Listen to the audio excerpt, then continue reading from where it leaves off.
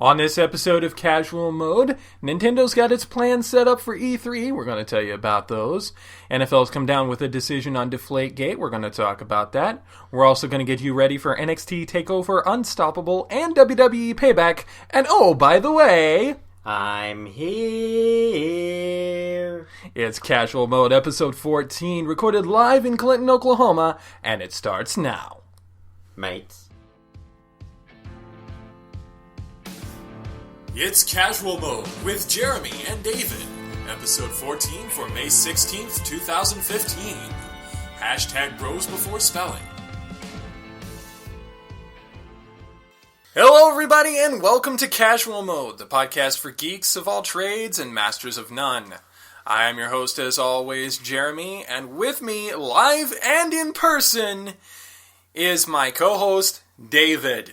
Holy crap, Jeremy! I see trees!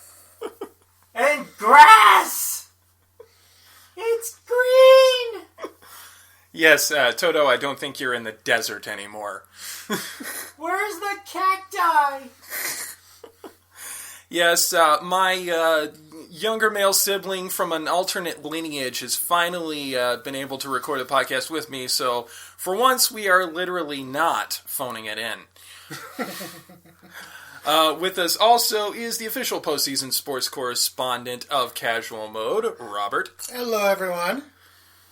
Unfortunately, the Let's Play, my Let's Play sidekick Petra could not be with us, as she is 10,000 miles away. The Netherlands to Clinton, Oklahoma would be kind of a weird, you get the idea. Yeah. But, he's on his way to Atlanta, so he decided to stop off in Clinton. Why? I have no freaking idea. I mean, there's literally no reason to stop here except for this show. That's pretty much the only reason why I'm here. I checked out the Kmart down here, and I just got some batteries, so I guess that's the other reason. And to try out Brahms, I guess, because I don't think I'll get a Brahms down in Atlanta. Yeah, because it's only Oklahoma, Texas, Kansas kind of thing. It's $1.39 for a gigantic vanilla frozen yogurt waffle cone. That is awesome. You realize in TCBY it's like triple that? Yeah, and their shakes are really fantastic too.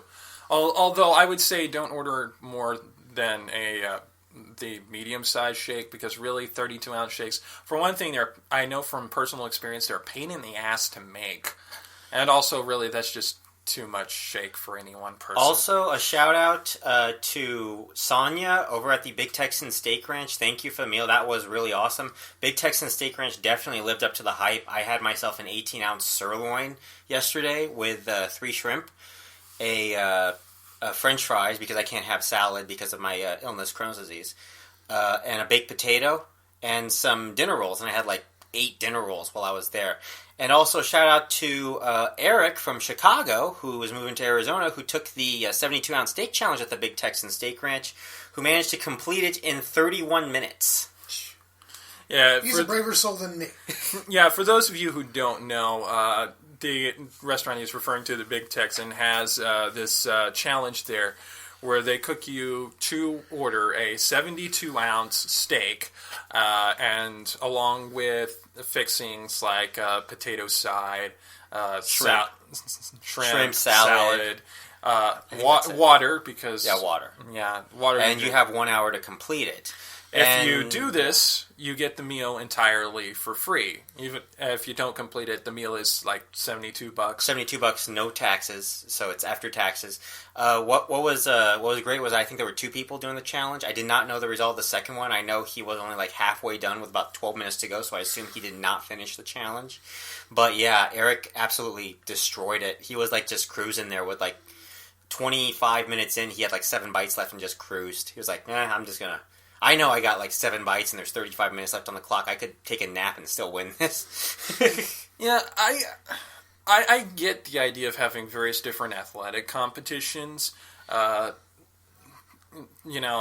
even figure skating, because and poker being considered basically a sport, because they're all testing various different advantages people have over other people that humanity has evolved into having. You've got physical strength. You also have mental acuity, cleverness, and such. I, for the life of me, cannot figure out what kind of advantage being able to eat 72 ounces of meat would give you. Well, other than a humongous stomach ache. No kidding. Also, shout out to Mariah over at Lucille's in Weatherford, Oklahoma. Thank you for the lunch. That was really awesome. Hush puppies were a little weird, though. Yeah, he's used to the orbular-shaped hush puppies as opposed to the cylindrical kind. Yeah, I swear to God, I thought those were fries when I first saw those. I was like, where's my hush puppies? And then you're like, oh, they're right here. And I was like, what? Oh, wait, that's corn. Yeah, it's the same dough, it's just in a different shape. Yeah. Chicken bites were not bad. Overall, I liked that meal. But so far, I think my favorite meal has been from the Big Texan. So... yeah, shout out to Sonia again. Thank you for the meal, and good luck on your ventures. I hope that you make your dreams come true, wherever you are. All right, while we're here, we'd also like to let you know about all the various wonderful different ways you can get a hold of us. Let us know what you like about the show, what you don't. Please be nice. Like and favorite us and describe. David, if you would. I normally have my social media notepad with me with all this stuff, so I do know casualmodepodcast.com, facebook.com/casualmodepodcast, giant YouTube link. It'll be just copied and pasted for you guys. Instagram, I think we still have a Tumblr, I'm not entirely sure. Yeah, SoundCloud. Yeah, SoundCloud.com/casualmode, Instagram.com/casualmodepodcast. And then Twitter, Shadowbird712, ZeroCHRPoria, and RJ Kyle, KEIL. Because our last name's spelled weirdly. Right. And, go ahead. Also, I wanted to make this announcement while we're doing this part. For those of you who are listening that have heard about us on Radio Dead Air, thank you for coming out. Yeah, Robert and I both watch Radio Dead Air on Monday nights. Nash Bozard representing. Live from Shermer, Illinois. At least, well, I thought the first ad doesn't come out till after this episode's aired. Yeah, it didn't. Yeah. It will, but... Well, yeah, but... Okay. Also, I thought that I would talk about, since this is a special episode and all, talk about that we are going to have a first giveaway. Yes, we are. We have talked about it, and we have decided that we are going to, as kind of a subscriber drive, have something that we are going to give away to one lucky subscriber. Yes, to one lucky winner, we are going to give you a choice of a $20 Amazon gift card, a $20 Visa gift card, a $20 Steam gift card, or if you're in the United States, a $20 Nintendo eShop gift card. All you have to do to enter is subscribe. Just click the subscribe button, which I will probably put on the video somewhere below. You can also like us on Facebook to get a second chance to win, to get a third, fourth, and fifth chance to win. Share one of your videos on your Facebook or Google+. Yeah, so, and like I said, one lucky person will be able to win their choice of one. Yeah, we will announce the winner on the June 15th episode of the Casual Mode Podcast. Yeah, so you've got 1 month to enter. You've got plenty of opportunities through all the various different outlets. So, good luck out there. Yep, and I guess that will be it for the first segment of the show. Coming up next, we've got video games and Nintendo's E3 plans.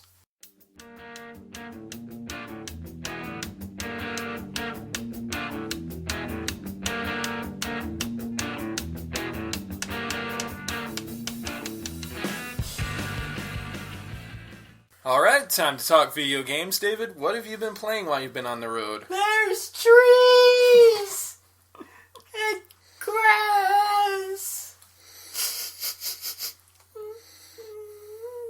Well, there was also rain.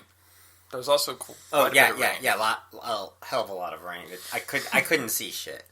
Anyway, have you been playing anything while you've been out on the road? Oh yeah, no. I didn't think so, but it is tradition that I ask. I have, of course, been playing the usual things: Fire Emblem Awakening, Shin Megami Tensei 4, a little bit of Wii Fit U on my off times to kind of keep myself in fit shape when I'm not doing runs early in the morning with my dad. I'll be in fit shape when the Atlanta weather is anything like this. It took me quite a while, but I finally got Star Trek Online to work again. So I've been back doing that. And I have, as a result of a purchase of the Zen coins for the cash shop there, I got a new Yellowstone runabout, which I have colored blue and white, and renamed the USS Ami Mizuno. You are speaking in Yiddish to me. Except when I said Ami Mizuno. Pretty. Yes, I named my runabout after my absolute favorite Sailor Scout. Sue me. Whatever. Anyway, new releases for the week include Galactic Civilizations 3, which is a 4X turn-based strategy kind of a game. The Witcher 3 Wild Hunt for Xbox One, PS4, and PC on May the 19th. I mentioned that he should probably mention that on the show because it's been out since, I think the pre-orders were out since, December, January. Yeah, although really I'm not that big on the Witcher series because one of the key gameplay elements involves the main character fucking a lot. So basically he's like my old friend from college. Pretty much. The other big one is, we're going to go ahead and jump to the 22nd for the last one. The dual pack game of Puzzle & Dragon Z and Puzzle & Dragon Super Mario Edition, which is one that was released on announced on a Nintendo Direct some months ago. It is finally going to be out. It will be available in stores as a cartridge as well as digitally. I've actually played the demo version for Super Mario Edition, and it's pretty interesting gameplay. It's kind of like RPG meets Bejeweled, really. It's a very weird kind of a gameplay. I keep seeing advertisements on it all over the place when I'm playing Doge Miner or Venture Capitalist, so... Yeah, it is actually a pretty interesting game. The Puzzle & Dragon Z one is not related to Dragon Ball Z, unfortunately. It's the more kind of traditional RPG kind of style, whereas, of course, the Super Mario Edition takes place in the Mushroom Kingdom with various different Mario characters, including Mario, Luigi, Toad, all the various different baddies, Princess Peach, King Koopa, etc., etc., etc. Alright, the biggest thing in video game news this week, though, actually came down from our beloved Nintendo, since we are Nintendo fanboys here. They went ahead and announced all their various different plans for the week surrounding E3. Of course, E3 taking place, I believe, from the 16th through the 20th of June. But Nintendo went ahead and announced their plans this past week via a wonderful little video which has some of their comedy stylings in there. They did one similar to this when they were getting ready for E3 last year, and it was really, really funny. In fact, they did it with the people at Mega 64 last year. I don't think they did this year. But we're going to link it up to you, the YouTube link. Really hilarious. Of course, we're also going to link the actual E3 Nintendo website there, which also has it available there as an autoplay. So for those of you who hate autoplay videos, well, sorry. Not our decision. It was theirs. Probably the biggest announcement, though, from the E3 coverage is that just before E3, on the 14th, Nintendo is bringing back the Nintendo World Championships for the first time in 25 years. And I am going to try to make it to a qualifier. I'm trying to commit to a qualifier right now. Yeah, like I said, the finals are going to take place on June the 14th, probably in, as the wizard said, California. Damn it. But the qualifiers will begin on May the 30th, so keep an eye on Nintendo's website. They'll probably be releasing where all the various different qualifiers will be held a little bit closer to that date.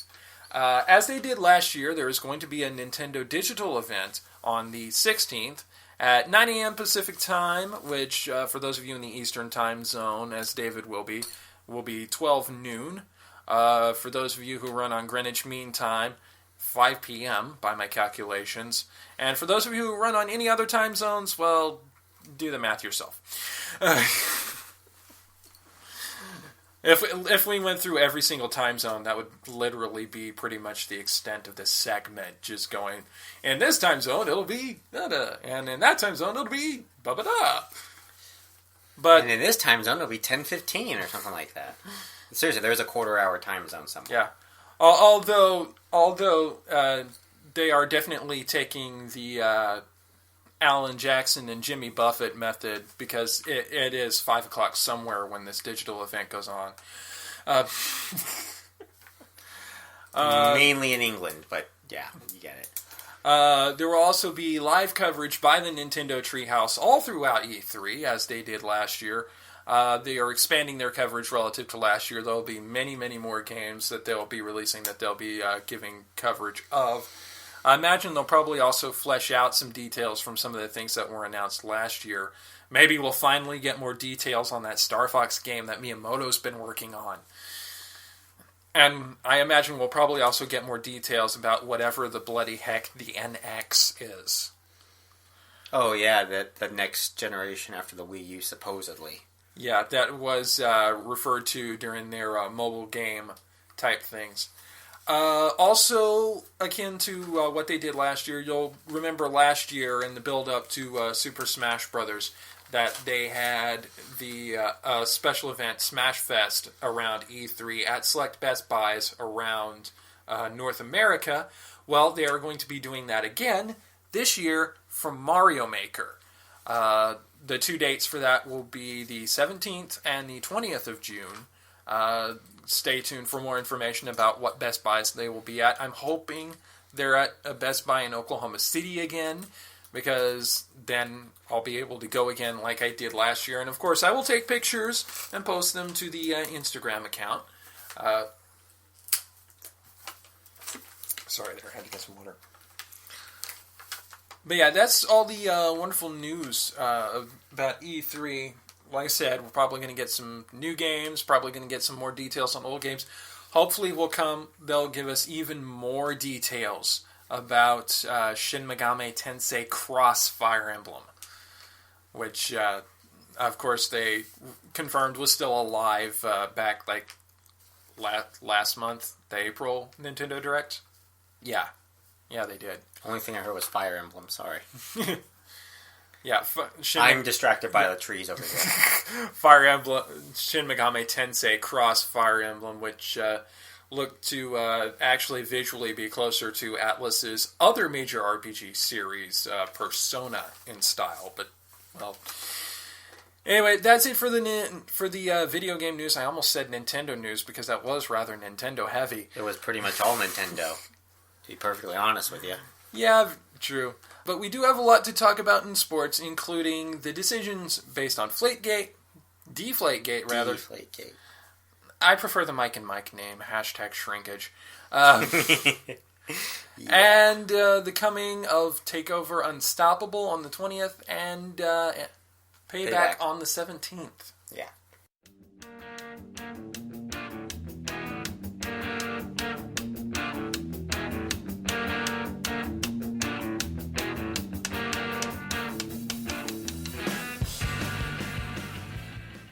All right, to start off the news, the sports news. Trees. We're never gonna live that down for him during the show. You think you've seen trees here? Wait until you get into eastern Oklahoma, boy. Trees. Trees, National Arbor Day. Never mind. Okay, let's talk #shrinkage. Yeah, as Mike and Mike in the morning from ESPN refer to it, which honestly is my preferred name over Deflategate, because everything must be gate, even though nothing in this has to do with gates. How about #brownballs? Oh. Now that's it. I'll do that one. Well, the decision from the from the Welsh report came down, and it was a resounding, that's not happening. Regardless, despite this very non-committal answer from the Welsh report, the NFL has in fact laid out some punishment on the New England Patriots. The team is fined $1 million, which is related to one of our dumb stories that we'll talk about later on down the way. They will lose their first-round pick from 2016 and the fourth-rounder in 2017. And also, because of apparent complicity in this, Tom friggin' Brady has been suspended for 4 regular season games. And the interesting thing is, the game that he will come back is against the Indianapolis Colts on Sunday Night Football. Har, har, har. Hashtag brown balls. Hashtag flat balls. Hashtag please flatten my balls. What? I'm just trying to think of some ideas here for what we could do other than, Deflategate and hashtag shrinkage. Yeah, and apparently one of the people that the Welsh report people talked to nicknamed himself the Deflator, although supposedly that was because he was trying to lose weight. Hashtag grab these flat balls. Hashtag right. I don't believe you.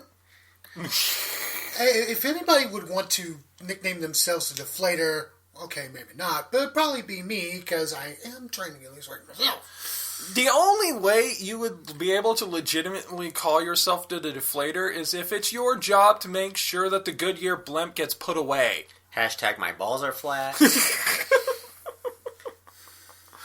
Yeah, that is literally, Deflator should only be used as the job title of the person who is designated to put the Goodyear blimp back in its hangar.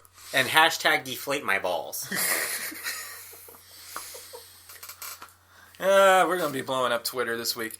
I'll throw all the Twitters out there, yeah, sure, and I'll put a Twitter message up. I'll have to listen to this podcast again, though, to go through all the hashtags that I've done, and I'll throw another bonus one for you, the hashtag New England flat balls. So, yeah, there we go. You're going to be doing like 5 tweets, which are entirely hashtags. Pretty much. Have you ever seen affiliate marketing? That's all they do, is just put up hashtags as posts. Hashtag this, hashtag that, hashtag that, hashtag that. Wow. Yeah. That's how they make their money. Well, as little money as they do make. But yeah, last very important Stupid-ass thing. Ponzi schemes. Yeah, last very important thing, though, on this story is that, of course, the suspension can, in fact, be appealed. In fact, as of the day of this recording, Tom Brady has not yet decided to appeal the suspension, but he can before this afternoon. So we'll see if he decides to get a little scrappy with it. Tell you what, I got a Let's Play that I gotta do, so I can probably announce it during the Let's Play or something. Yeah. All right. In pro wrestling news. Well, actually, before we get to pro wrestling news, you know how we said on the last episode that by the time we did this episode, the second round of the NBA playoffs would still be going? Still going. Yeah, it's still going. In fact, we've got, as of the recording date of this, May the 14th, we actually have some games that are going to be going into Game 6 tonight. And tomorrow. Yeah, so... It's pretty much what? The entire second round is still going now? Yeah. Has there been a series that has ended already? If it has, it's in the NHL, but no, not in the NBA. Speaking of the NHL, while we were at Lucille's today, I was watching, the preparing for the Eastern Conference Championship series between the New York Rangers and the Tampa Bay Lightning, and there's this dancing astronaut up on the screen, and I'm like... I don't get it. I mean, the Tampa Bay Lightning, there's an astronaut, and that's apparently their mascot. Well, here, the thing is, apparently one of the fans of the Tampa Bay Lightning is actually an astronaut, or he dresses up as an astronaut and goes to theirs. The problem with that is, if you look at a map of Florida, First of all, you have to do the rosary before you do. Yeah, what I want you to do out there is take your right hand kind of crook your index finger. No, do not stick it up there. You know where. Yeah. Yeah, don't turn that sumbitch sideways and no. But yeah, crook it to where it kind of looks like the shape of Florida. All right, at about where your second knuckle is, a little bit below it actually, on the right hand side of your finger. That's Cape Canaveral. You know where Tampa is? On the inside of that knuckle. Different side of Florida. You know, it works. Yeah, but it's Florida. But it's still as much part of Florida as oranges and naked craziness. Yeah. And bath salts. And honestly, the worst part of it to me was that there was the guy dressing like the astronaut dancing in the background while they were trying to interview somebody. It's like you're trying to have a serious interview with a fan about the stuff that he does at this game, and you're being completely distracted from the interview by the fact that there's some jackass in a NASA costume dancing right behind them. Gangnam Style and Macarena were the two I saw while that's why I don't watch like Good Morning America or The Today Show or anything like that, because there's always some asshole in the background doing something stupid. Heck, sometimes I can barely even watch College Game Day when they go to various different college stadiums, because you know them people already blitzed. You know they're already drunk. I was gonna say, it's 10 o'clock in the morning in some of those places, and they're already wasted. I don't think that we really want to see a mascot dancing during game day unless it's Big Red. Or Pistol Pete. Yeah. Well, see, he said Big Red because, you know, Western Kentucky official mid-major of casual mode. Oh, yeah, Blob Dude. Which, by the way, I will be there on Sunday, so. Yeah. Now we finally will get to the pro wrestling type stuff, but we want to start out by throwing out a shout out to Matthew Gregg of Botchamania, a British gent who has basically made it his life's mission to curate all the various different mess-ups, both in the ring and on the mic, that are done in various different wrestling outlets, including independent feds. He's done quite a few of those. He, of course, he's probably best noted for CZW. Jesus! And he does WWE, he does TNA, he does Ring of Honor, he's had botches from Chikara, which are actually probably the most family-friendly botches you will ever see, because whenever someone botches in Chikara, they don't say, you fucked up. No, they go, you messed up. You messed up. And it's so cute, because Chikara is like... G.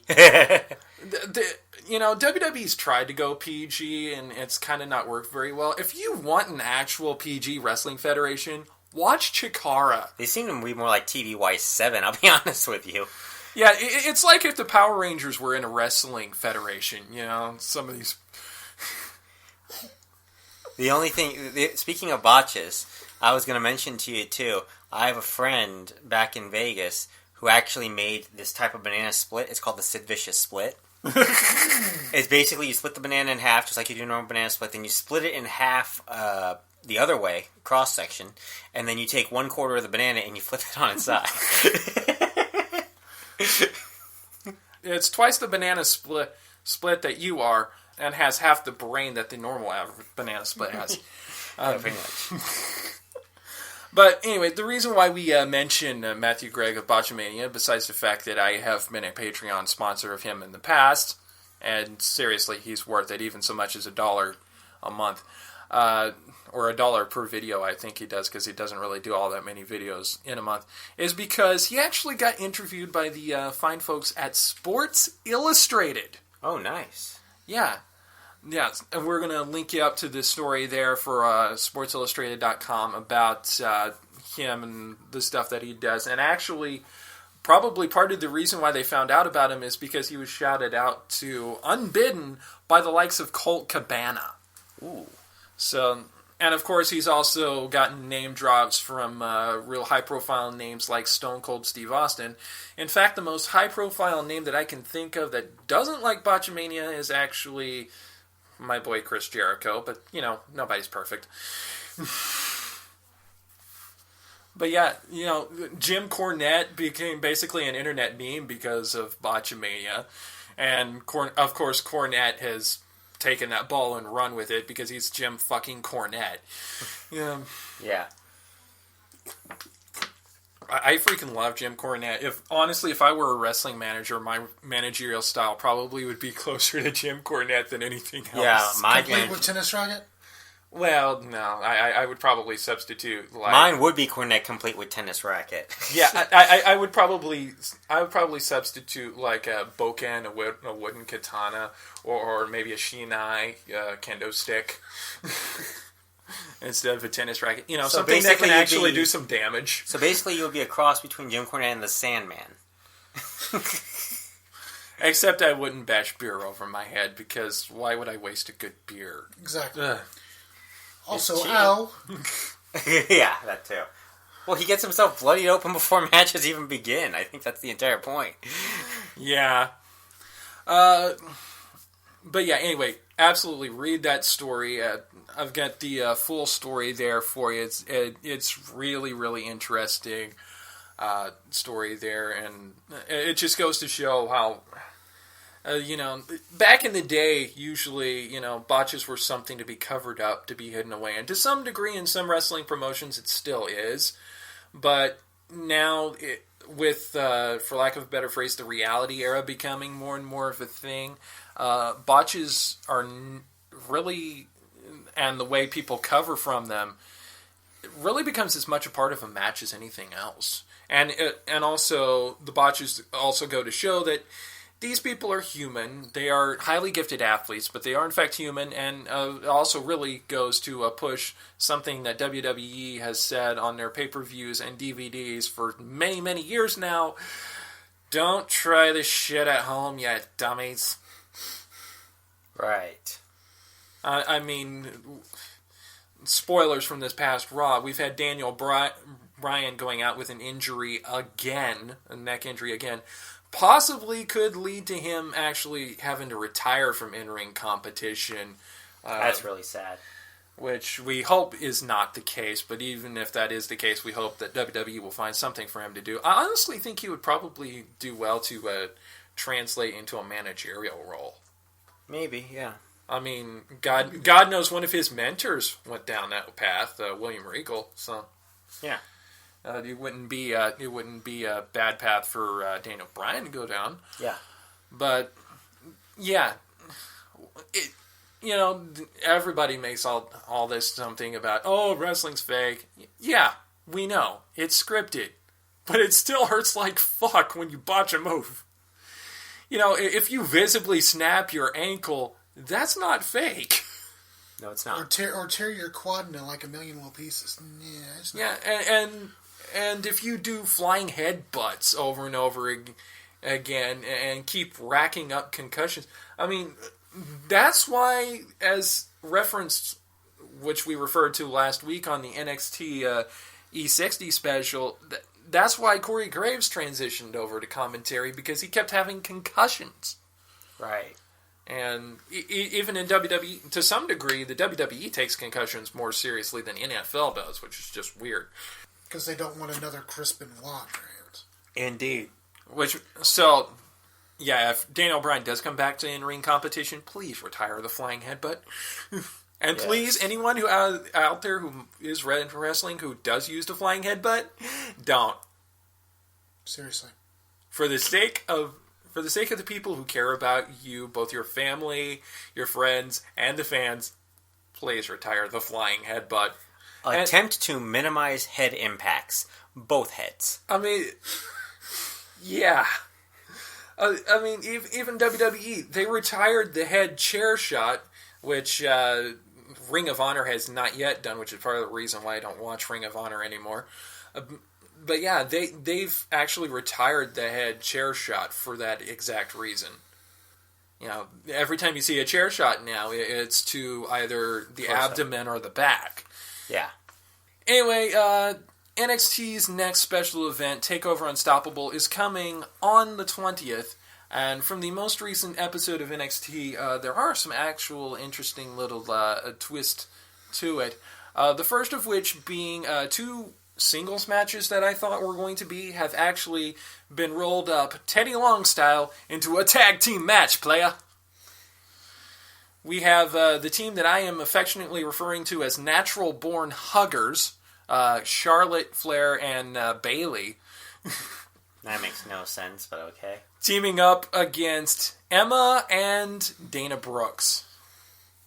And, of course, I had thought it was going to be Bayley versus Emma and Charlotte versus Dana Brooks separately, but now it's a tag team match, which really makes it a little more wide open as to what's going to happen there. I don't know who's going to win now, because, I mean, it's very possible that Dana could get the pin over Bayley, and I'm conflicted. Or Charlotte over Emma. Yeah, I'm conflicted. There were 3 wrestlers in this match that I care about, and Emma. Emma can be pretty good when she wants to be. There are 3 wrestlers that I like in this match. I don't know who to root for. Well, since one of them is Emma on one side, I guess you could go for Charlotte and Bayley this time. Yeah, but I like Dana, though. And this is probably going to be a good match for her, because she gets to work with 2 really good workers and Emma.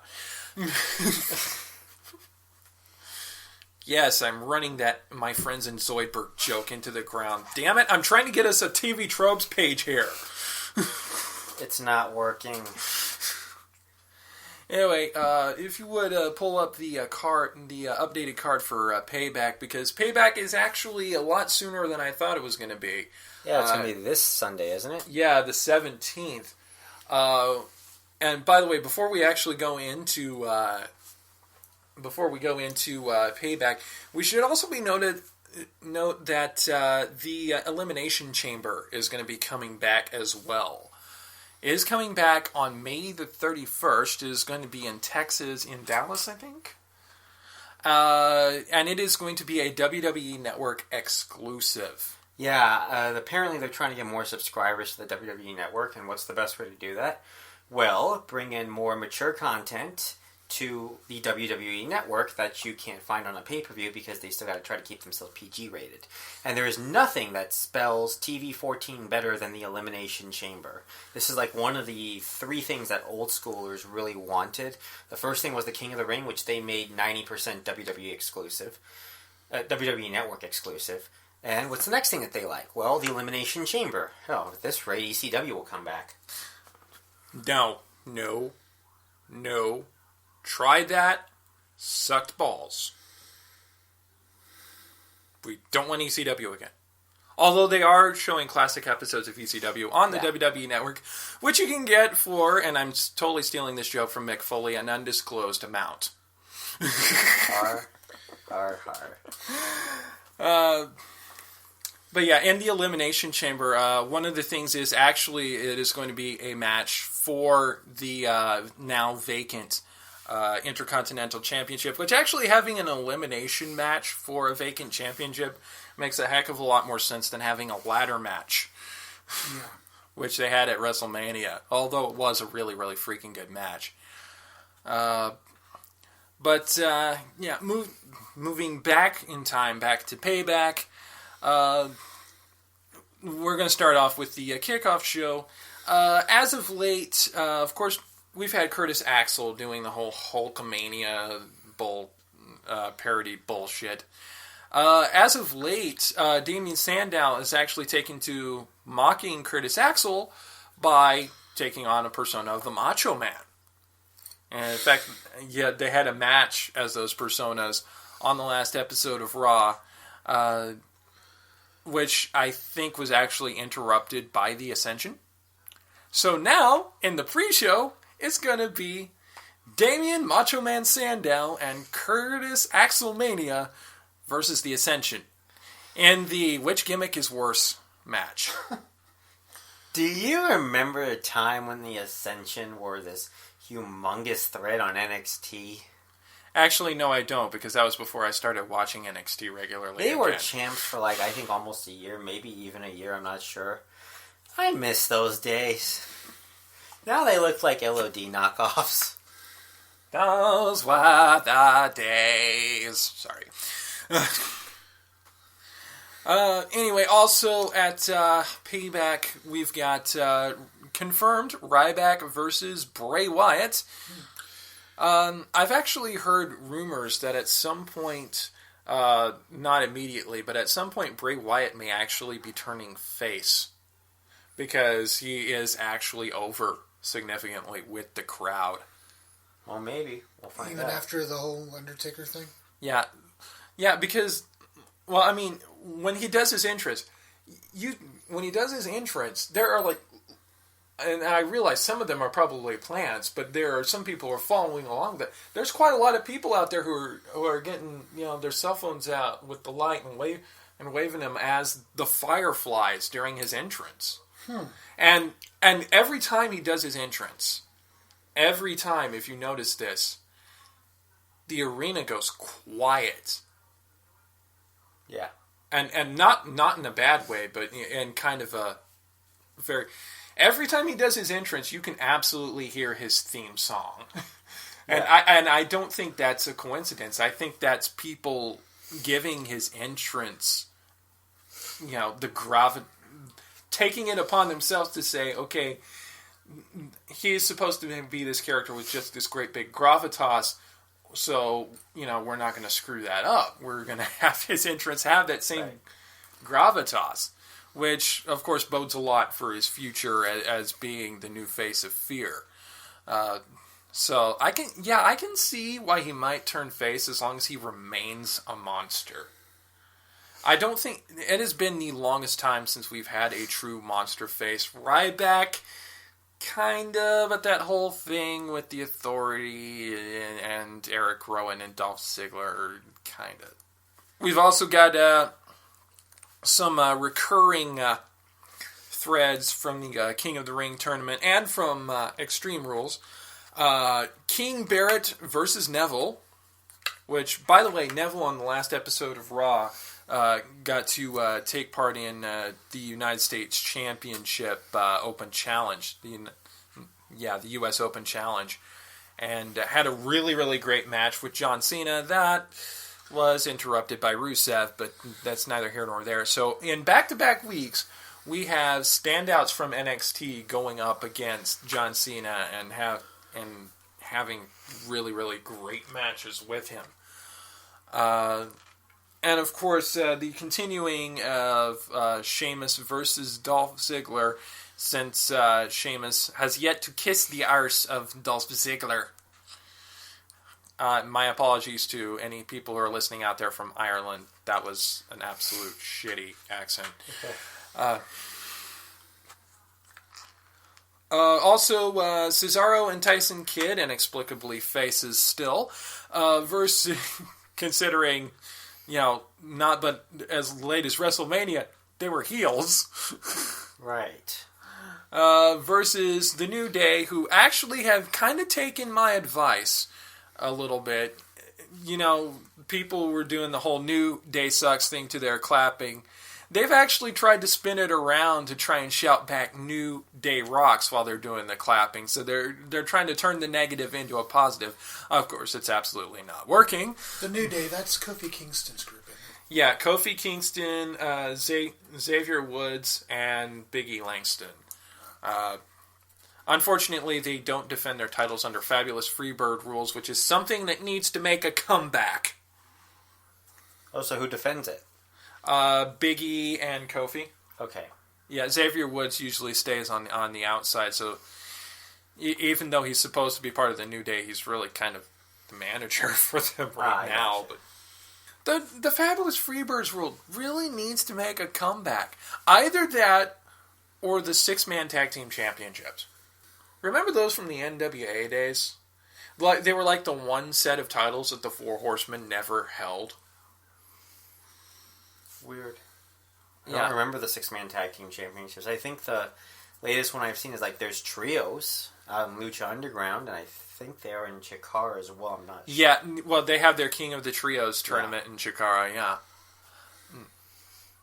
Yeah, so they have something like that there, but in any of the mainstream outlets, and I hesitate to use mainstream in TNA's case, although we do have hopes for their future now that Billy Corgan's on the creative team, Long story short there, Billy Corgan, of course, well known for the Smashing Pumpkins, is actually has run his own independent fed, Revolution Pro Wrestling in Chicago, and he is now on the creative board at TNA, so hopefully he'll be able to put some, pardon the phrase, boots to asses down there and get things straightened up. But yeah, in any of the mainstream outlets, you see 6-man tag team matches, but you don't see the 6-man tag team championship anymore. Right. Of course, you don't see the Divas tag team except for I think the Knockouts have a tag team title, but it's not used that often in TNA. Anyway, the special thing about the tag team match for Payback is that it is now 2 out of 3 falls.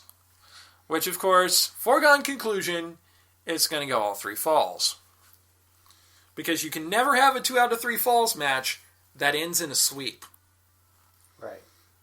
Sweeps may happen in the NBA, but they do not happen in the WWE. Go figure, huh? Yeah. Well, of course, because it's not good storytelling if you have one tag team take 2 straight falls, or one person take 2 straight falls. Because then it's like, well, what was the other person even doing contending for that title if they lost 2 straight falls? You know, about the only way you would ever have someone take 2 straight falls in a 2 out of 3 falls match is if it was being booked by Vince Russo. Or on a pole. Vince Russo. On a pole. Which would be booked by Vince Russo. 2 out of 3 falls match on a pole.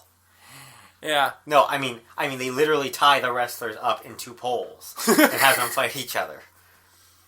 Or they tie them all up in the same pole that's in the middle of the ring, and they'll try to fight each other like it's tetherball or something. Some really wacky-ass game of tetherball. And kind of a combination of a pole and a Russian chain match. Yeah, pretty much. And by the way, they're suspended in the air. Oh my god. Imagine the aerial moves that will come out of that one. Oh my goodness. And again, 2 out of 3 falls.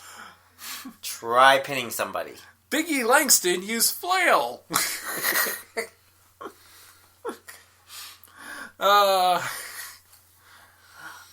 In the I Quit match for the United States Championship, Rusev versus John Cena, and I was going to say, this is John Cena's go-to match this and Last Man Standing are, for lack of a better phrase, John Cena's signature matches.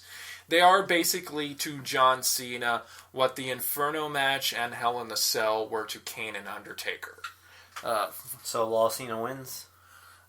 I honestly, I would be surprised because, I mean, John Cena, and all the I Quit matches John Cena has been in, he has never lost. If they really wanted to heel turn him, though, this would be a good way to start. Get the entire crowd against him. Well, see, the problem with that is the fact that Lana's been getting face pops like crazy when she comes out, and she's just soaking it up, waving it out, and they have Rusev send her away, which pretty much is the only way that, with Lana getting face cheers now, is the only way they can get any heat on Rusev.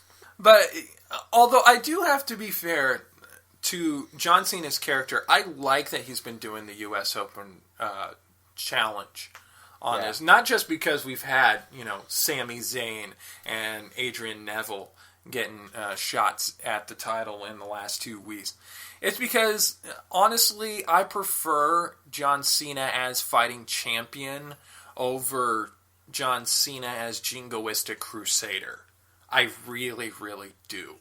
And you can tell that the WWE Universe prefers that too, because he's actually been getting a fair amount of face cheers in the recent weeks. Right. I mean, there was actually, even though it was Sami Zayn's hometown, Montreal, the crowd was actually pretty damn split during his match.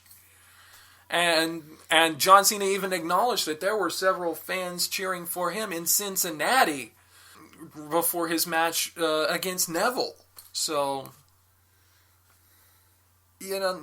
this is the John Cena we want to see. We don't want to see the hyper-kidified, jingoistic, oorah crusader. No, we don't want to see that. The face John Cena that works is the one who knows what his position is in the company, knows that he's on top, but uses that as a way to further the overall WWE. When you have him being the jingoistic crusader or just being the kidified superhero who never quits, it really feels like the character of John Cena is purely self-interested. Doing this shows John Cena as being the company guy in all the best ways. Yeah. And that is something that definitely is better for John Cena's character as a face. And it is being proven in the ring. Which means they're probably going to go back to something akin to that after this match is over. Well, the thing is, this is now starting to become more than just USA versus Russia now. It's starting to get a little bit more personal, what with Lana now being pushed over to the side, and a lot of the jingoistic stuff that we talk about, the patriotism stuff, pretty much now being pushed to the side in this match. It seems to be more about Rusev's pride now, more than it is about the country of Russia. Yeah. Although on a side note, if you aren't already following Lana on Twitter, I forget exactly what her Twitter handle is off the top of my head. It's probably like @Lana WWE or something like that. But if you're not following Lana on Twitter, I mean, yeah, she's still playing up the character of being the Russian bombshell, the Russian patriot, but it's in a lot more subtle ways, and it's actually in ways that are really, really admirable. For instance, this past week, she once tweeted remembrance of the Russian soldiers who died in World War II to help fight against the Nazis. Yeah, it's @Lana WWE. I just looked. Yeah, so follow her on Twitter @Lana WWE because she's amazing on social media, and also she's a pretty good photographer because she tends to take quite a bit of pictures herself on there. So some hidden depths there for her.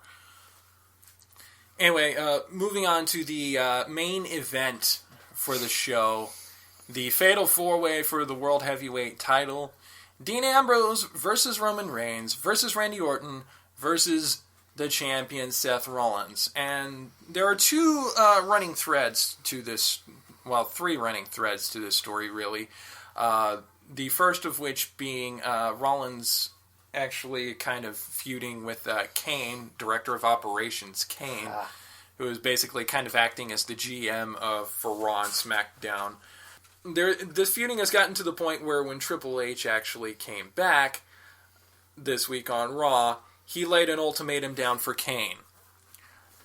If Rollins fails to retain the WWE Heavyweight Championship, Kane will be fired from the Authority. To which Kane replied, "You know what? Might be worth it." So we have that thread there, the possibility of Kane possibly turning on Rollins. And the other running thread is that at the beginning of this, of course, you had Roman Reigns and Randy Orton and later Dean Ambrose kind of on the same page, but especially over SmackDown over the last couple of weeks, Seth Rollins kind of been trying to put the bug in their ear to make sure that they're all kind of sniping at each other for position. And in fact, at one point on SmackDown, they had the traditional contract signing. Toward the end of it, Dean Ambrose just nonchalantly takes the table that they had been signing the contract on, sets it up in the corner, and goes, "Well, we all know where this is going. By the way, I call dibs on the table."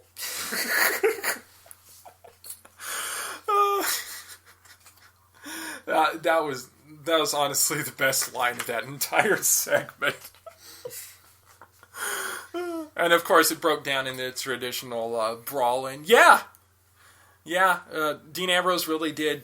I forget who it was. I think it was Joey Mercury threw him into the table. It didn't break, but he did. He had dibs on the table, and he got his dibs. Oh, man. Dean Ambrose is incredible. Unfortunately, as much as I would like to see him be the World Heavyweight Champion because of him being the Lunatic Fringe, I have a bad feeling he's not going to win, considering that he was the last man standing both in Montreal and on the last Raw in his hometown of Cincinnati. And pretty much, if you're standing tall the last show before the pay-per-view, you're probably not going to win the match. If you're standing tall for the last 2 shows before the pay-per-view, you're screwed. Law of equalization. Honestly, I think Seth Rollins will end up retaining the championship, but Kane will still turn on him. And that may set up for a feud between Seth Rollins and Kane for the championship. Who knows? But it is going to be a very interesting match because you've got Roman Reigns, who's getting to be pretty good in his own right, especially on the heels of his match at Extreme Rules against the Big Show, which, by the way, selling the beat down that the Big Show took in that last man standing match, Big Show has not been seen since Payback. Since Extreme Rules.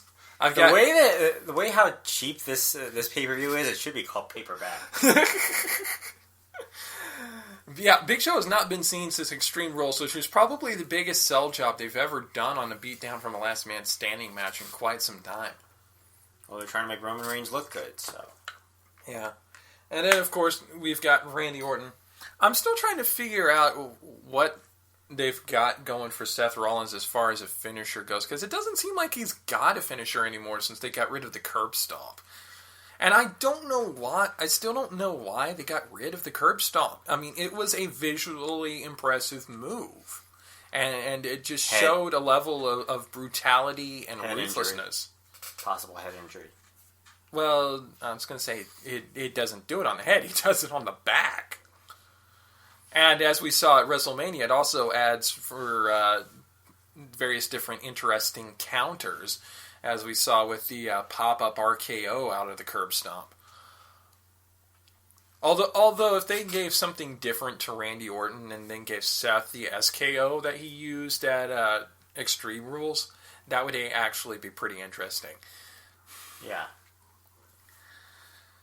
But, yeah, that's my prediction for the Fatal 4-Way. I predict Seth Rollins will retain, but Kane will still turn on him. Alright. What do you think? I'll go with Seth Rollins. It doesn't seem like it's his time just yet. Here. Oh, thank you. Plug this in. Alright. Yeah, I'm just very stuffy out here, everyone. Yeah, I'm not used to the humidity out here, so if you please remind me. Oh yeah, Las Vegas is a dry heat. Yes, it is. It's like 110, but it's like, this is 70 and it's very humid, and out here right now it's very stuffy here at the recording room. Yeah, and of course part of that was because it was a little cool overnight, so I actually had a space heater running because I chill out really, really quickly. Robert, your prediction on the Fatal 4-Way main event? I wouldn't be surprised if Orton wins. That's just me. Well, if any one of them was going to take the title from him, it's probably Orton. Yeah. Although I kind of wish with the way that the Authority storyline has been going on, because Kane has been saying all along that he's been trying to do everything in his power to make Seth Rollins into the champion that the Authority knows he can be. And really, I wish that in this storyline it turned out that Triple H actually did have Kane's back and that everything that Kane was doing was in fact to make Seth Rollins a stronger champion. Because honestly, I think that would make a lot more sense than Kane being completely at odds with the Authority just because of personal pride. That would actually make Seth Rollins about one notch more exciting than watching paint dry. And he had a pretty good cage match with Randy Orton, although I'm still sore about the fact that they allow escape rolls in cage matches. But that is something I've already went on, and I'm not going to go on to that again because this has probably gone on far too long. Still would be less exciting than curling, though. Anyway, that's it for the sports section for today. For the oldest established permanent floating segment, we're going to take a look into some what-if scenarios in history. Well, at least from this YouTube channel that I found. You'll see what I mean.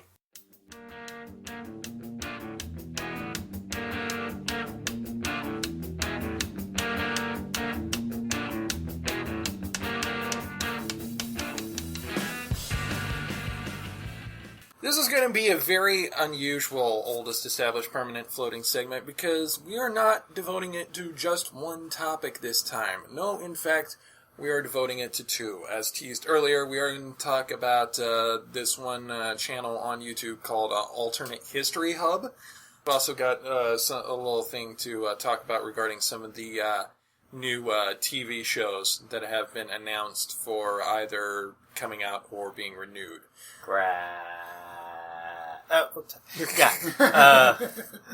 Well, yeah, let's start with the alternate history stuff. No. Let's start with the TV one. Let's start with the TV stuff. Of course, the one that really strikes to me the most is the Muppets are getting another TV show! Yay! Insert commercial here. The Muppet, of course, it was announced this week. For those of you outside of North America, around this time of year, the networks get together and have what they call upfronts, which means they, invite the marketing reps for some of the businesses, get together, show them what's going to be coming up or what's coming back for the next TV season, and it's up to those marketing reps to say, "Shut up, take my money." Yeah, and sometimes they release some of the trailers for them, and the trailer that they released for the Muppets, if you haven't seen it already, look up the Muppets TV trailer on YouTube. It's on ABC's official YouTube page. And it's funny because it's kind of like a mockumentary of the Muppet Show. It's kind of an homage to The Office. Yeah, it's kind of like The Muppet Show meets The Office or The Muppet Show meets 30 Rock or something like that.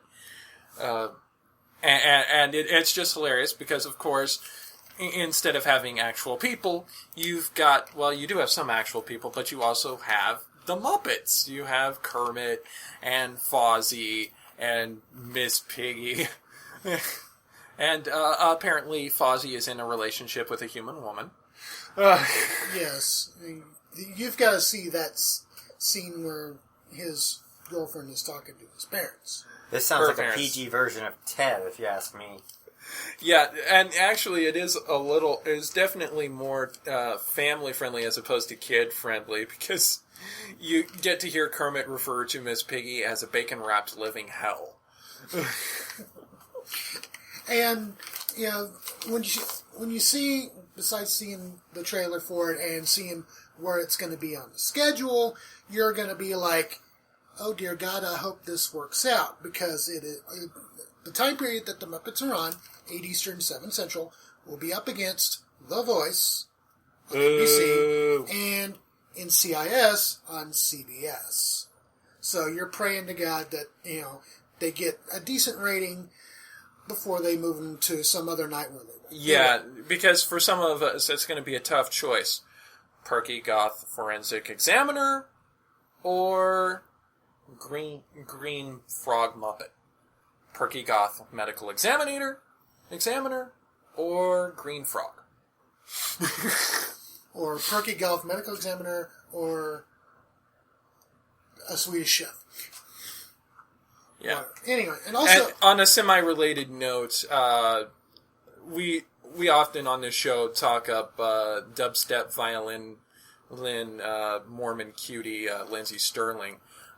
She actually did a video with Josh Groban, which I believe is a promotional for Josh Groban's most recent duets CD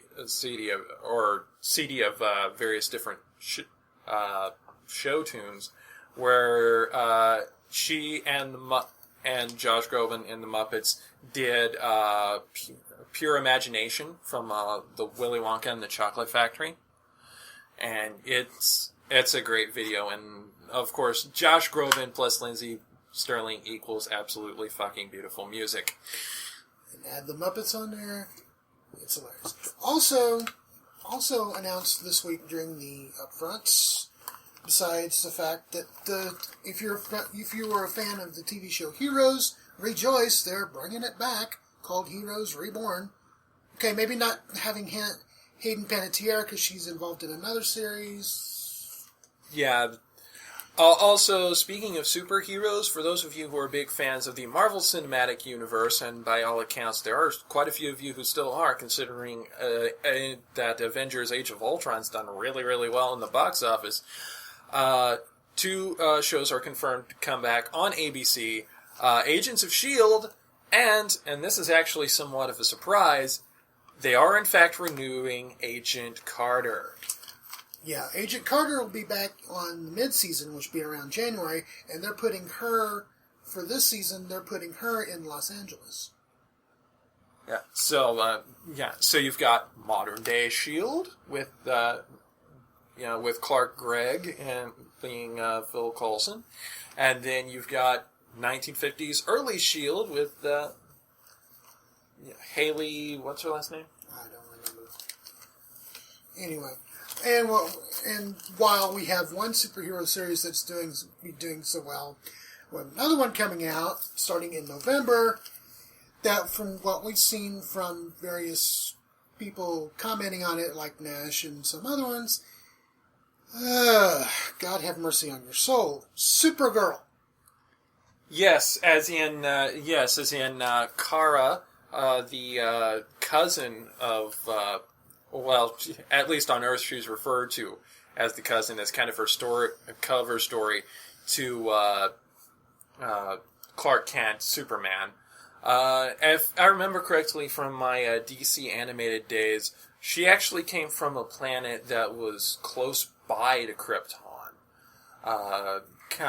Same race on a different planet.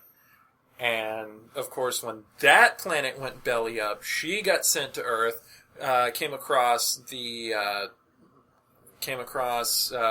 Clark and Ma and Pa Kent and stayed with them. Became Clark's, quote, cousin, Kara, and of course also went under Clark's tutelage to become Supergirl. And actually, for those of us who were in the DCAU, we remember Supergirl very, very fondly because of things like the Superman, The Adventures of Superman, Justice League Unlimited, where she was actually one of the major characters in Justice League Unlimited.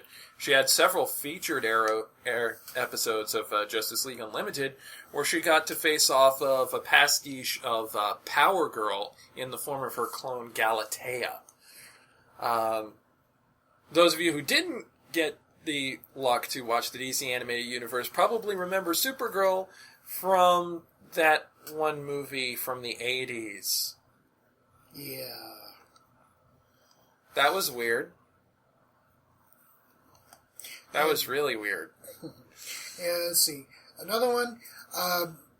If you've seen most award shows that Neil Patrick Harris has hosted, you know that he's kicked butt in, doing musical numbers and such. He's won Tonys. Yeah, he's won Tonys and stuff. Well, NBC is parlaying that into a new series called Best Time Ever with Neil Patrick Harris. That should be good. A couple other notes before we get to the alternate history thing. It was also announced this week, one of our favorite morning shows, Mike and Mike, will be moving from the Worldwide Leader headquarters compound in Bristol, Connecticut, to Times Square, New York City, in order to have some sort of synergy with Good Morning America. Which, already the Mouse has brought some synergy between ESPN personalities and Good Morning America by bringing over Around the Horn host Tony Reale for several segments on that show. So the Mouse is really trying to synergize their properties as much as possible. Yeah, so basically, whatever guests are on Good Morning America, they can do Mike and Mike, and so on and so forth. Even bring up Ginger Z for the instance that weather might affect some games. And of course, with one of them being somewhat of a New York native and a fan of the New York Jets, Mike Greenberg, that's really going to be interesting there too. Yeah, and also, we were talking about some NBA a while ago. Turner has re-signed the entire Inside the NBA studio crew. Ernie Johnson, Charles Barkley, Shaq, Kenny Jet Smith. They are re-upped until, I think, 2025. Yeah, which, if nothing else, Charles Barkley by himself was pretty funny, but then they got Shaq in, and it's just like two brothers, really. And EJ being the resident cat herder trying to keep them all together. And also, EJ is also probably one of the greatest guys you'd see probably off camera if you saw the E60 feature on him and what he did when he won the Sports Emmy, giving it to Stuart Scott's two daughters. All right. But yeah, and actually, our TV talk does actually kind of segue into our alternate history because that YouTube channel, Alternate History Hub, they do a wide variety of historical things, not just what-if scenarios from history, which is what David's mostly going to talk about, but also a lot of pop culture stuff, like what if Nintendo never existed? Hint, the video game landscape would probably never be what it is today. Certainly Sony and Microsoft would have never really had the motivation to get into gaming the way they did. Or, what if Godzilla was real, which pretty much amounts to a Godzilla movie would break out. All over the world, anyway. Yeah. It'd pretty much be a Godzilla movie on a global scale. And of course we are referring to the good Toho produced ones, or the really good Legendary produced one, as opposed to the one that Roland Emmerich did. I still cannot believe that there were Godzillas that were like a third of the size of that Godzilla that they used in the scenery. They're like 30 meters tall. It's like, that's like not even a main skyscraper in some cases. Well, yeah, they started with him as like a real giant imposing figure. They kind of played around with his size during the Showa era, the 1960s and 1970s. They kind of more established him as being a monstrous Hulk over the Heisei era in the 80s and 90s. And then, of course, by the time the Millennial and Legendary eras came out, he was absolutely towering. Something like 500 feet tall. Yeah. In fact, the Legendary era, I believe, is almost his tallest incarnation. Yeah. I think it's pretty close to it. I was going to say he'd probably dwarf the Devon Tower easily. Yeah, probably rival the Burj Khalifa, though. Maybe not quite be as tall as the Burj Khalifa, but definitely rival it. In Dubai. Yeah. And then, of course, they also have other history things that are available, like, what if the South won the Civil War? Which pretty much turns it to, well, the two countries would just go about their daily business, and my opinion anyways, just my opinion, this is not on Alternate History Hub, that the Confederate States would probably fail to exist by the time World War II hit because they would just hate the German Nazis way too much. They go out and fight, get their asses kicked, and since they're still underdeveloped at that time, yeah, the Nazis would come back at them, leaving the Union to have to face the Nazis in their own home turf. Just my opinion on that one. Yeah, especially around here where we live, you do get a lot of that about. However, some of these, the Southern pride and the rebel flags and all that, the Confederate flag and all. However, some of these do mention, like for example, there is a good economical reason that is mentioned in that same video as to why the South would eventually have to give up slavery. So, yeah, it's not because of, they're forced to by Lincoln, but rather down the road, technology would pretty much make it obsolete. No, it would make it so that these slaves would no longer,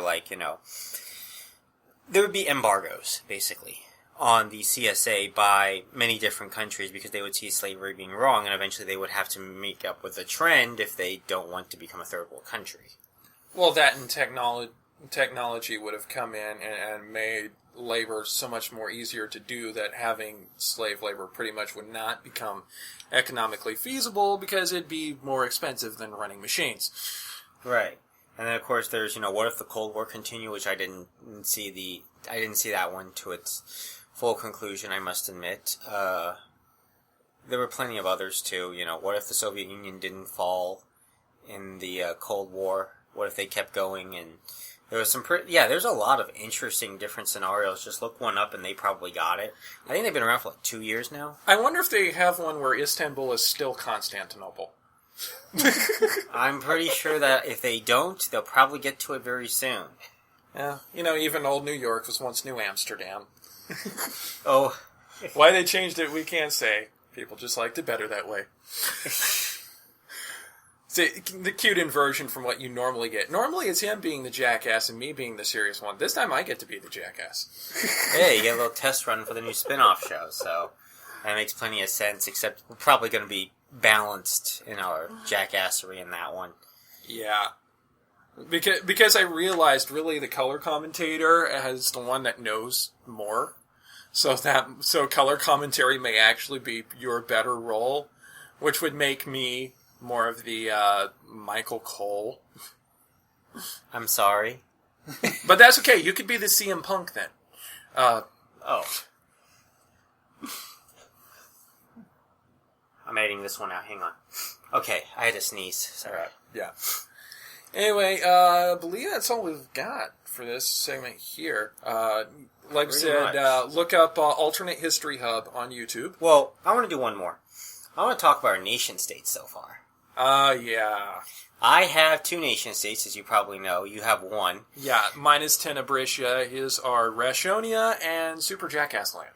Yes, and Super Jackass Land has a new religion of the day, which is called Costcoism, Coscoism, as to try to, do the imitations of the different ones. Yea, though I walk through the aisles of the Sam's Club, I will fear no economic distress, for the savings are with me.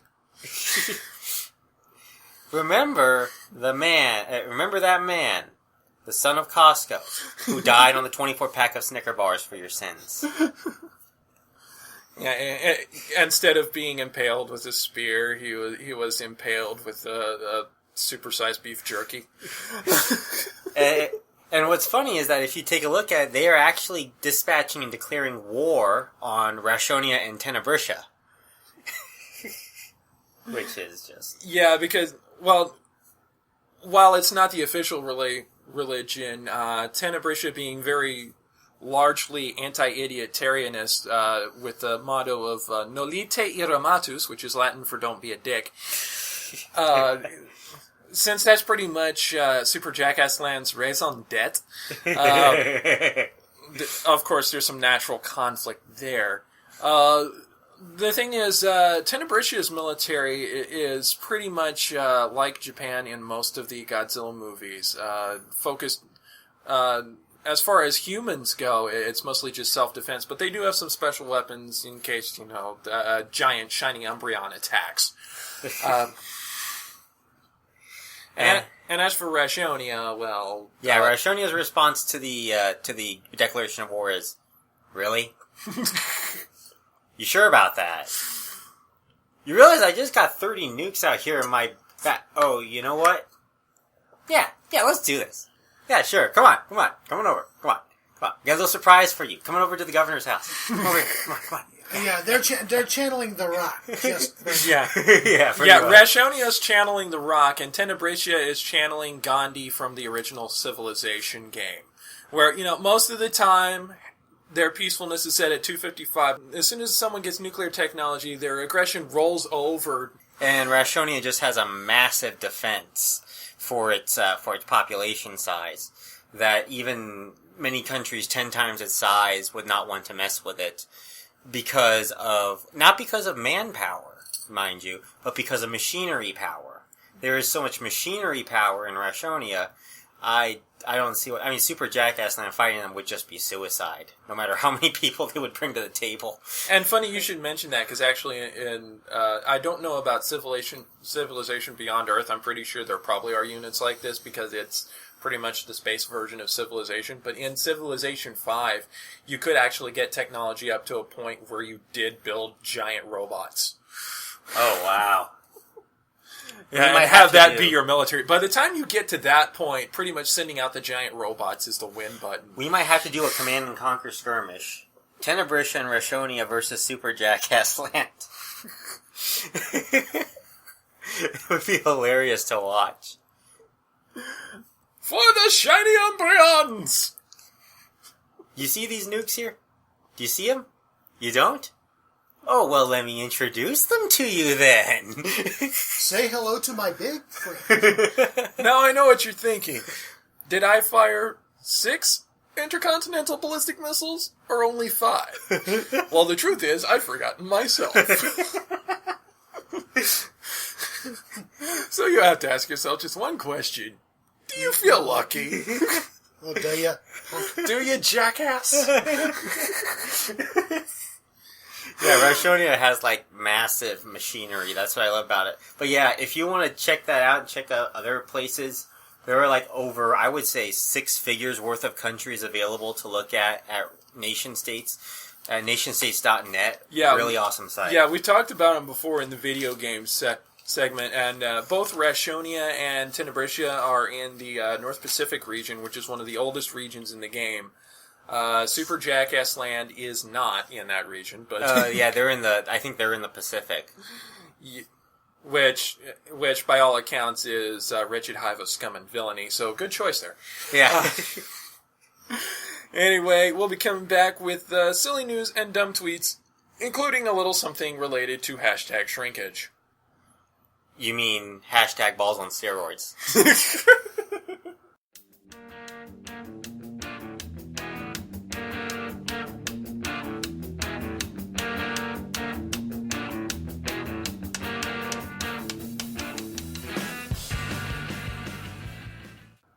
Before we get into the silly news and the dumb tweets for this week, we actually forgot some Major League Pokemon news. Yeah, major breaking news, actually. Out at Major League Pokemon, we have a new Zircon region champion. Congratulations, Alex Cohen. Alex Cohen is now the winner and the new Zircon region champion. Victorious over Alex Carbo, 2 rounds to 1. It was one hell of a battle indeed. Cohen definitely has solidified his place. He came very close in his first bout, so many thought that it was just a matter of time, and this was going to be one more of those infamous matches between the two. Alex Carbo, however, will meet him again, most likely, because he will invoke his rematch clause via first going through the Elite Four series, which he plans to begin. I believe it will be in a couple weeks, but he will not be able to... He's out in New York right now on vacation, but he will not be allowed to rematch the champion until June 14th. Hopefully we will get to see him then. Yeah, and I'm totally going to take credit for Alex Cohen's win, because...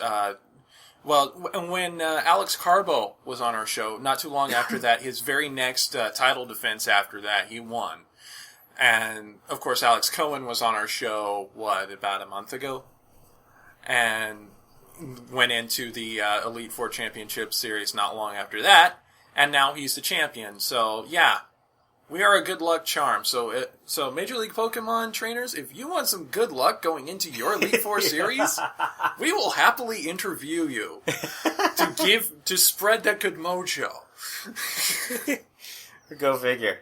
Anyway, yeah, that is Major League Pokemon news. That is Major League Pokemon 8 getting Gallade. Yeah, looking forward to number 9 coming up before too long. Yeah. All right, we are going to start off the silly news now, and we're going to start off by a little public service announcement. You know, we did say earlier about the Deflategate decision and all that, all the punishments, Tom Brady being suspended for 4 games. Hashtag my balls are flat. The team being fined $1 million and a couple of draft picks. Hashtag this is your balls on steroids. But it gets even weirder because football fans in America, being what they are, well, you know, in European countries, y'all's football fans, and I say football this time in the European sense, y'all get rather rowdy and y'all support your team in various different ways, some of which include beating the hell out of the other fans. But around here, we just do weird shit like start a GoFundMe to pay the fine. Which has actually happened. Patriot fans actually started a GoFundMe to pay the $1 million fine on behalf of the New England Patriots because they totally can't afford it. You know, it's not like the Patriots can afford it. You know, it's not like they're an NFL team that makes millions of dollars. You know, Of course. it's not like Robert Kraft is rich as fuck. You know. Oh, jeez. I don't understand this whole GoFundMe thing. This has got to be the dumbest thing I've seen since somebody decided, oh, I want to start a GoFundMe campaign to make my own YouTube channel. Or Kickstarter to make your own potato salad. Well, see, now that ultimately he just wanted like a little bit to like make a little bit of potato salad, but when that went viral, he got so much to make so much potato salad that he was ultimately like, I'm donating this. Yeah, I'm going to make like the best potato salad ever, and I'm going to donate it to a food bank. So at least he made some gold out of that. But even this, while incredibly stupid, is not the worst use of GoFundMe I've ever seen. Oh, jeez. Probably the worst use of GoFundMe I've ever seen is when people decided to start bringing up GoFundMes to cover the legal cost for certain police officers who were caught shooting innocent civilians of African American descent. Like Darren Wilson, which actually got pulled after quite some time and a large outcry against it. And more recently, there was another one, I think maybe the one in Baltimore, there was a GoFundMe for him that got pulled very quickly as soon as GoFundMe found out it was there. Which goes to show people can't learn. But yeah. By the way, this from CBS Boston, Tom Brady has filed an appeal. Okay, yeah, that's not surprising. That's not surprising in the least. Kind of just sort of breaking news. But yeah. I like to see that down the label down below. Oh, and here's our sort of breaking news. Sort of, kind of, not really. You kind of knew this was going to happen anyway. Yeah, we knew this was going to happen, and of course, by the time this episode comes out, y'all will probably already know it happened anyway. But, yeah, like I said, not the worst use of GoFundMe, but definitely really stupid. Yeah. Definitely exceptionally stupid. Alright, now on to the real stupidity. This one comes off of KOCO.com out of Oklahoma City, but the story itself is actually via KCRA out of California, specifically Tracy, California. Neighbors dispute whether parrot curses in Spanish. A parrot named Rula is at the heart of a dispute in Tracy, California, where one neighbor claimed that the bird curses in Spanish, Sacramento television station KCRA reported. Animal Control Services told KCRA they responded to the home more than a dozen times due to complaints over noise from the parrot and barking from the owner's dogs. However, Animal Services Supervisor Ben Miller said officers have not personally heard profanity from Rula. Rula's owner said the parrot does not curse or speak Spanish, though he can imitate a wide variety of other noises. He barks like a dog and meows like a cat, said owner Rita Canizales. I took high school Spanish, I swear. Canizales, yeah. Canizales, yes. Yes. Also, I live in an area where there are a lot of Mexican people, so I know how to pronounce Spanish. Come on. Get it together, bird. She also said he can sound like a drill or sound like a waterfall. However, neighbor Jessica Baca, well, that's a very appropriate name for this kind of story, especially if you know what the Japanese meaning of baka is, said the bird has repeated a word meaning prostitute in Spanish multiple times, causing her grandchildren to repeat the word. Canizales said that baka is not hearing Rula correctly, that the bird is actually uttering its own name, which rhymes with the term baka is referring to. She said that she has never taught the bird any Spanish. Although, with a name like Canizales, I'm pretty certain that the bird may have picked up some Spanish. So if someone's perhaps called someone in Spanish the son of a whore, well, that would probably explain why they would be saying the word. Or Puta! Puta! Right? Or vendejo or something like that. Pendejo! Pendejo! Right? Oh, yeah. Yeah, about the only Spanish curse word that I know to this day is culo. I know like 6 different swear words, so don't ask me. I'm the master of these swear words. That's probably why I swear so much on this podcast. I'm actually surprised how little I have sworn this podcast episode. Yeah. There's gotta be a new record low, guys. Anyway, moving on, we have some stories from the Huffington Post, which means prepare for mind-numbing puns. Alright, first one. Man doesn't get his mac and cheese, loses his noodle. Really? Yeah. Who's Really? the author? Scroll back up. I want to know who wrote this. Alright. Who wrote this copy. Sebastian Murdoch. Sebastian Murdoch. Fuck you. Go stand in the corner and think about what you've done, boy. Alright. What a cheesy story. Oh, God. You too. Anyway, here's the story proper. We totally get it. There's nothing in this world that can draw a man's ire quite like a lack of macaroni and cheese. Even just imagining an absence of that gooey gift of the gods is cause for anxiety. And side note, full disclosure, mac and cheese is actually one of my personal comfort foods, though I don't deify it quite to this level. Continuing, still, one Pennsylvania man may have taken things too far when he allegedly became enraged after being told that the mac and cheese was all gone from a local restaurant. Kevin David Nielsen, which if you're being referred to by your full name, you know something not good has definitely happened. Nelson, but yeah. Yeah, Kevin David Nelson, 47, went to dine at Roy Rogers in Cumberland County on Monday when he was told they were out of his most likely favorite meal, Penn Live reports. That's when Nelson lost his noodle, again, really, and began to curse out loud at employees, police said in a statement. The suspect left, then later came back to order potatoes. Roy Rogers was out of potatoes. So Nelson began cursing again while throwing condiments at employees, according to the Associated Press.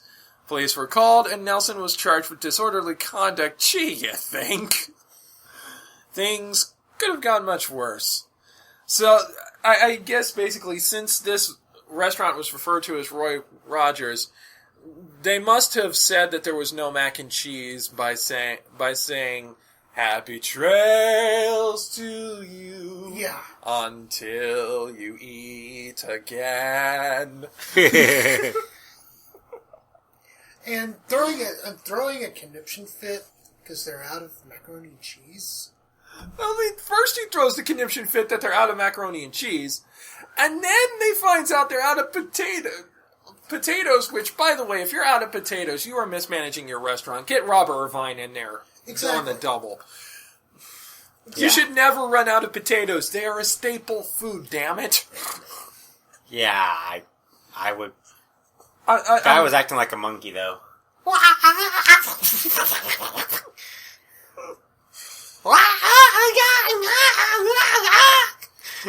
and also, that's a waste of good condiments, man. I mean, well, maybe not mustard, but I have no idea what kind of mustard, but definitely, I mean, like ketchup and mayonnaise, certainly.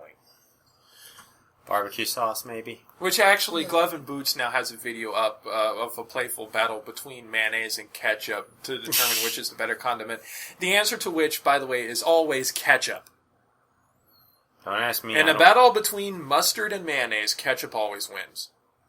At least it does for me. I'm going to just stay out of this one because I don't put any condiments on my food. Yeah, well, of course you do have some dietary restrictions on that front because of your Crohn's. Anyway, this one, oh God, this one had to come from Oklahoma. See how what I did there? I elongated the O. Oklahoma. Where the stupid comes sweeping down the plain. And the waving dumb can make you numb. Anyway, partying Oklahoma woman allegedly leaves child in car. Wait for it. On Mother's Day. Woohoo! Mother of the Year, this one. Haley Dawn Hampton probably won't forget this past Mother's Day due to an arrest for a suspected child neglect. Bravo. Hampton, 28, allegedly left her 4-year-old child in the backseat of a gray Nissan Xterra. Way to besmirch my brand loyalty there, woman. On Monday, while she was having drinks at a sports bar in Oklahoma City, according to KOCO.com. So we're back to that website by proxy. Police were called into Lumpy's sports bar after a bartender saw the child sitting alone in a car in the parking lot. Excuse me. When they approached Hampton, she said she was at the bar to pick up her boyfriend, but stayed when her friends asked her to celebrate Mother's Day with a drink, according to newsok.com. Hampton said her boyfriend offered to stay outside to watch the child. The bartender said Hampton didn't notice when the boyfriend came back into the bar 15 minutes later. Wow, these are winners. Oklahoma, the state for families! The bartender told authorities that Hampton drank a beer and a shot and was in the bar for an hour before police arrived, according to News9.com, which is basically the same as News OK because they're from the same company. Was she actually going to Not try? anymore, then. Was she actually going to try driving home? Hampton was taken to the Oklahoma County Jail, and her child was released to a family member. The boyfriend was not arrested, according to the station. Ugh. Now the question on the shot, was it a bourbon or a scotch? One bourbon, one scotch, one beer. She ain't seen her baby since nigh on a week. She wants to get so drunk she can't even speak. But yeah. Okay, you're celebrating Mother's Day. The fact that people are wanting to celebrate Mother's Day with you should instantly register in your brain, all right, I'm a mother, and my kid is in the fucking car. Maybe I should go and make sure that the kid is taken care of instead of being left in a car, which you should never do, even in May in Oklahoma, because cars can get hot when the windows are rolled up in the sunshine. 70 degrees, and it's pretty damn stuffy right now for me. I could only imagine what it's like for a kid.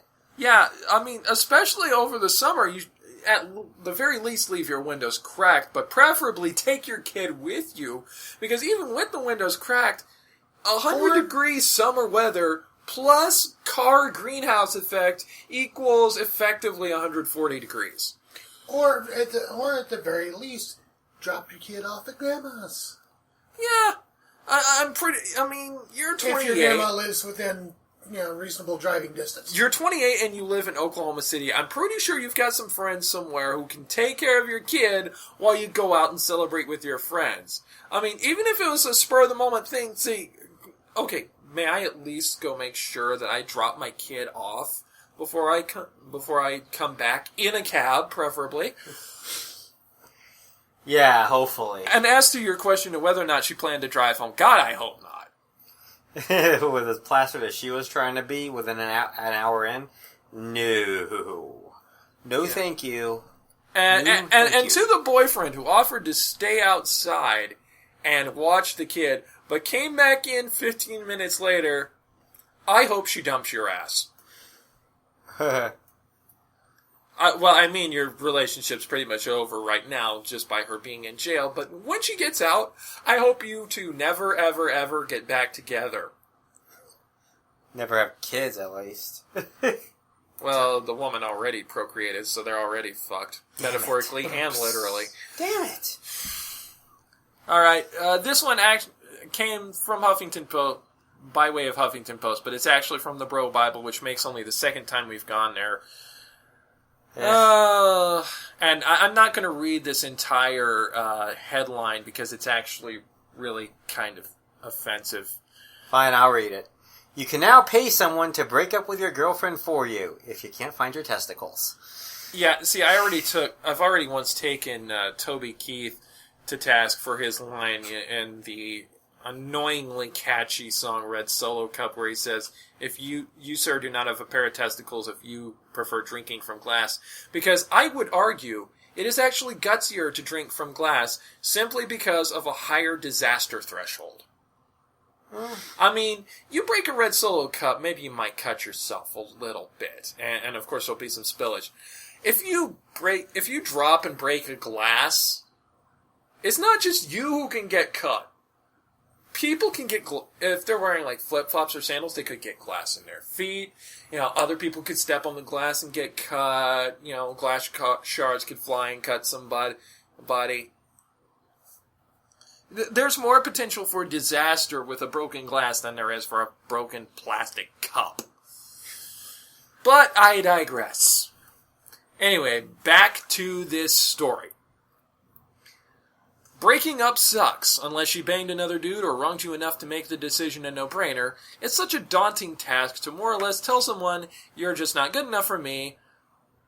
And I'm not going to read the other reasoning there because that's just some stupid. Or I just want to get some strange. The website is called Bro Bible. That should tell you enough of what their values are.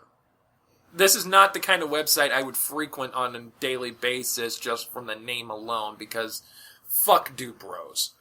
Kind of reminds me of the tag team in TNA, the Bromans, which I hope has broken up by now. Yeah. But you owe it to her, your relationship, and, they say your manhood to sack up and tell her that your heart is no longer in it. Or not, lols.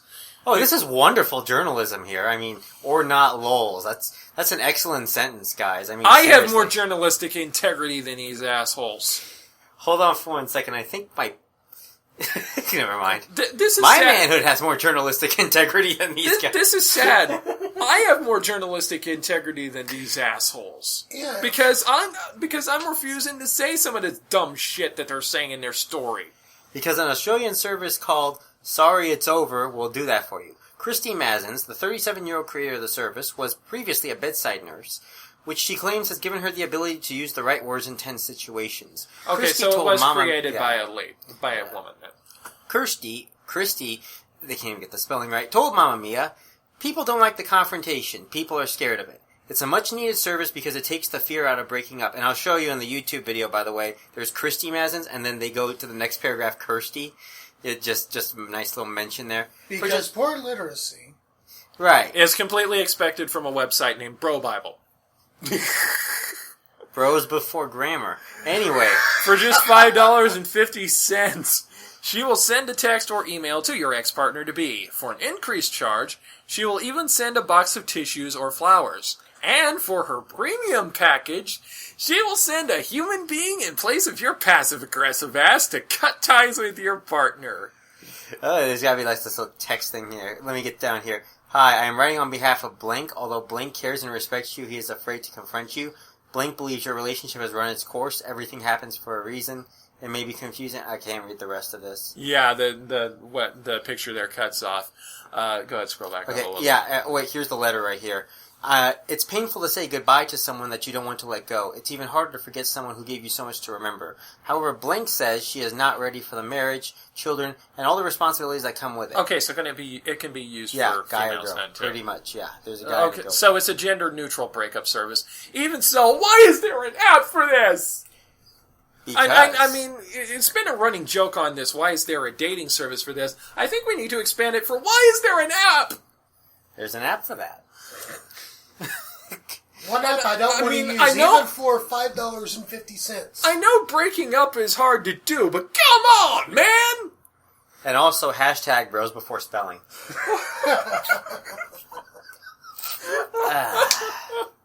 And there's your title. Hashtag mania. Bros before spelling, yes. Anyway. Oh my god, this is the dumbest. Oh, I will show you, there'll be several things, too, also on the YouTube board. This is for people who can't, this is for people who are even too stupid to break up via text, which, by the way, is a shitty way to break up with somebody if you're not in a long-distance relationship. If you're in a relationship where you're actually able to be together in person, talk to them. Don't do shit like this. And if you are in a long-distance relationship, to some degree, text message breakups are more acceptable in that case. God knows I've had to do that. Want a great example of journalistic integrity? I'm just reading the About page here. Matt is that guy at the gym that wears a winter hat and a tank top. He grunts after every rep, and his tan is December. Hashtag bros before spelling. Yeah. Alrighty. So that pretty much takes care of that one. You want me to move on to the dumb tweets? These tweets cannot possibly be any dumber than this. These tweets cannot possibly be any dumber.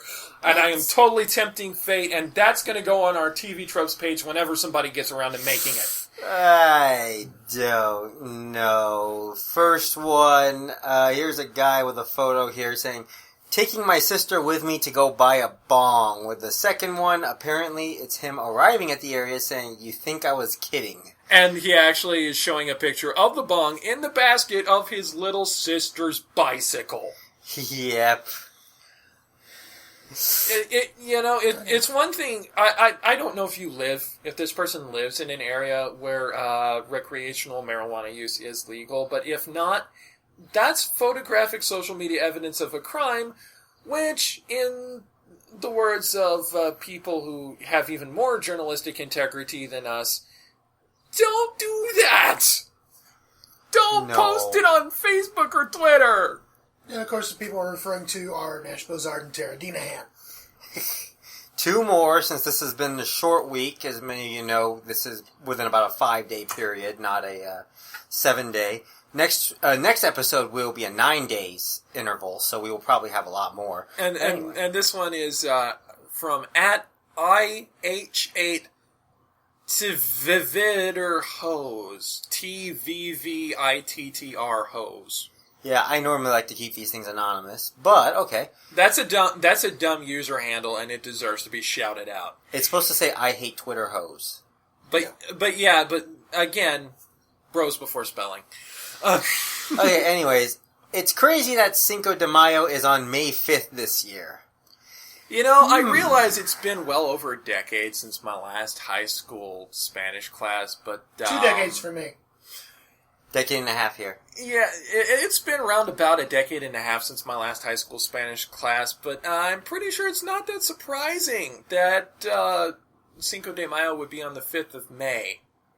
Think about it. Cinco de Mayo. What did you think it was on? The 5th jar of mayonnaise that you bought at the store?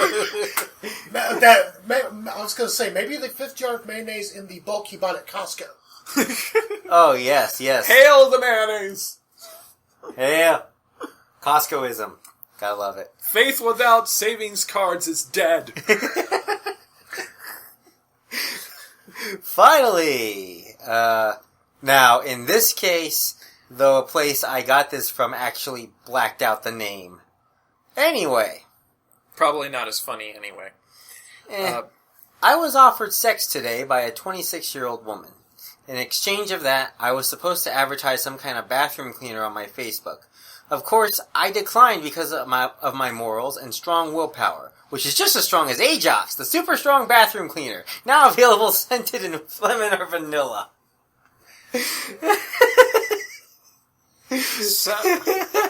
Some people are just that desperate. Some people are just that desperate to get the D, or P if you prefer. Oh, man. And that is it for dumb tweets. Still not as dumb as the fact that there is an app to break up for you. The bong. Still not dumb, even accounting for the fact that it is social media evidence of a potential crime. The bong. I don't know. You guys decide. Yeah, you decide. You let us know on all of our various different outlets. Send us messages, like, subscribe, all that wonderful thing. Run it down for them. CasualModePodcast.com is our website. Facebook.com/CasualModePodcast. Check us out with that gigantic YouTube link, the even bigger iTunes link, SoundCloud.com/CasualMode. Mm-hmm. And of course our Twitter handles. I am at ZeroSageHarpoya. I'm at Shadowbird712. And I am at RJ Kyle. Kyle spelled Keil. And do not forget, we have a giveaway. Chance to win $20. To start, all you gotta do is just click the subscribe button. Yep. Many chances to win there. You've got a month to enter, so feel free to enter. Until next time, I'm Jeremy. And I'm David. And I'm Robert. Later, y'all. Bye. And I will be at Atlanta next week, so we'll be back to the old recording stuff. Bye, everyone. ATL!